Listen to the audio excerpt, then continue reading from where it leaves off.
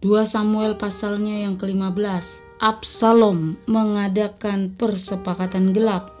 Sesudah itu Absalom menyediakan baginya sebuah kereta serta kuda dan 50 orang yang berlari di depannya. Maka setiap pagi berdirilah Absalom di tepi jalan yang menuju pintu gerbang. Setiap orang yang mempunyai perkara dan yang mau masuk menghadap raja untuk diadili perkaranya, orang itu dipanggil Absalom dan ditanyai, "Dari kota manakah engkau?" Apabila ia menjawab, "Hambamu ini datang dari suku Israel Anu," maka berkatalah Absalom kepadanya, "Lihat, perkaramu ini baik dan benar, tetapi dari pihak raja tidak ada seorang pun yang mau mendengarkan engkau." Lalu kata Absalom, "Sekiranya aku diangkat menjadi hakim di negeri ini, maka setiap orang yang mempunyai perkara atau pertikaian hukum boleh datang kepadaku, dan aku akan menyelesaikan perkaranya dengan adil. Apabila seorang datang mendekat untuk sujud menyembah kepadanya, maka diulurkannya lah tangannya, dipegangnya orang itu dan diciumnya." Cara yang demikian diperbuat Absalom kepada semua orang Israel yang mau masuk menghadap untuk diadili perkaranya oleh raja. Dan demikianlah Absalom mencuri hati orang-orang Israel.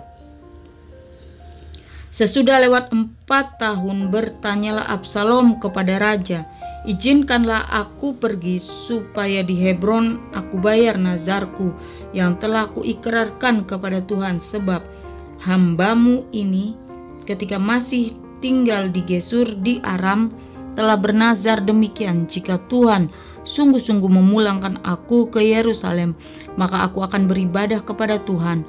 Lalu berkatalah raja kepadanya, "Pergilah dengan selamat." Maka berkemaslah Absalom dan pergi ke Hebron. Dalam pada itu Absalom telah mengirim utusan-utusan rahasia kepada segenap suku Israel dengan pesan, "Segera sesudah kamu mendengar bunyi sangkakala, berserulah, Absalom sudah menjadi raja di Hebron." Beserta Absalom turut pergi 200 orang dari Yerusalem. Orang-orang undangan yang turut pergi tanpa curiga dan tanpa mengetahui apapun tentang perkara itu. Ketika Absalom hendak mempersembahkan korban, disuruhnya datang Ahitofel orang Gilo itu, penasihat Daud dari Gilo kotanya. Demikianlah persepakatan gelap itu menjadi kuat, dan makin banyaklah rakyat yang memihak Absalom. Daud melarikan diri dari Yerusalem. Lalu datanglah seorang mengabarkan kepada Daud, katanya, "Hati orang Israel telah condong kepada Absalom." Kemudian berbicaralah Daud kepada semua pegawainya yang ada bersama-sama dengan dia di Yerusalem, "Bersiaplah, marilah kita melarikan diri, sebab jangan-jangan kita tidak akan luput daripada Absalom. Pergilah dengan segera, supaya ia jangan dapat lekas menyusul kita dan mendatangkan celaka atas kita dan memukul kota ini dengan mata pedang." Para pegawai raja berkata kepada raja, "Terserah kepada tuanku raja, hamba-hambamu ini siap." Lalu keluarlah raja dan seisi rumahnya mengiringi dia. 10 orang gundik ditinggalkan raja untuk menunggui istana. Maka keluarlah raja dan seluruh orang-orangnya mengiringi dia. Dekat rumah yang terakhir mereka berhenti. Sedang semua pegawainya berjalan melewatinya, juga semua orang Kreti dan semua orang Pleti, juga semua orang Gad, 600 orang banyaknya yang mengiringi dia sejak dari Gad berjalan melewati raja. Lalu bertanyalah raja kepada Itai orang Gad itu, "Mengapa pula engkau berjalan berserta kami?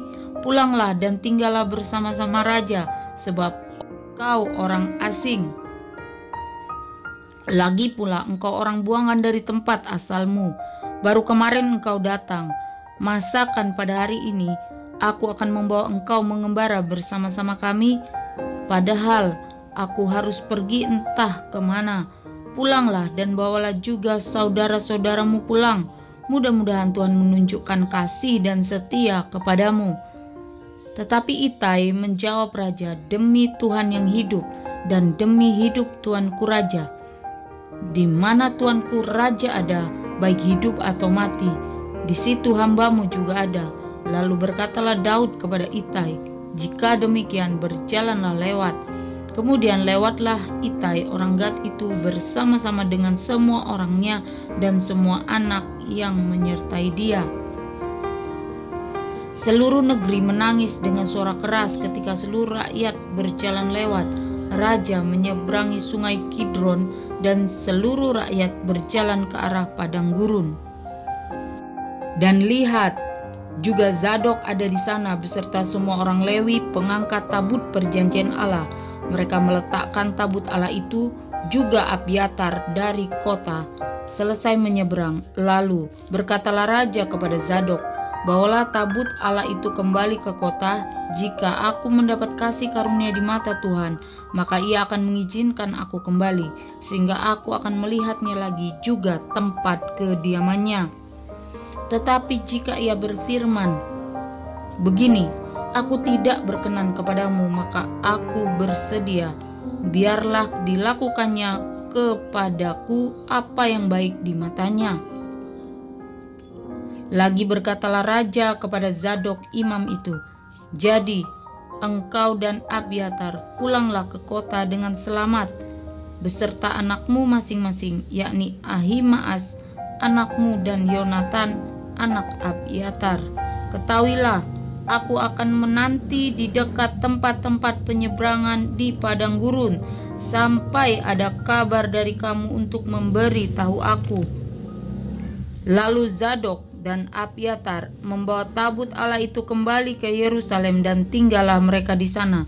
Daud mendaki bukit Zaitun sambil menangis, kepalanya terselubung, dan ia berjalan dengan tidak berkasut. Juga seluruh rakyat yang bersama-sama dengan dia masing-masing berselubung kepalanya, dan mereka mendaki sambil menangis. Ketika kepada Daud dikabarkan demikian, Ahitofel ada di antara orang-orang yang bersepakat dengan Absalom, maka berkatalah Daud, "Gagalkanlah kiranya nasihat Ahitofel itu, ya Tuhan." Ketika Daud sampai ke puncak tempat orang sujud menyembah kepada Allah, maka datanglah Husai orang Arki mendapatkan dia dengan jubah yang terkoyak dan dengan tanah di atas kepala. Berkatalah Daud kepadanya, "Jika engkau turut dengan aku, maka engkau menjadi beban kepadaku nanti. Tetapi jika engkau kembali ke kota dan berkata kepada Absalom, 'Aku ini hambamu, ya Raja. Sejak dahulu aku hamba ayahmu, tetapi sekarang aku menjadi hambamu. Dengan demikian engkau dapat membatalkan nasihat Ahitofel demi aku.' Bukankah Zadok dan Abiatar imam-imam itu ada bersama-sama engkau di sana? Jadi segala yang kau dengar dari dalam istana raja haruslah kau beritahukan kepada Zadok dan Abiatar imam-imam itu. Ingatlah, di sana bersama-sama dengan mereka ada kedua anak mereka, Ahimaas anak Zadok dan Yonatan anak Abiatar. Dengan perantaraan mereka haruslah kau kirimkan kepadaku segala hal yang kamu dengar." Dan tibalah Husai sahabat Daud di Yerusalem tepat pada waktu Absalom masuk kota itu.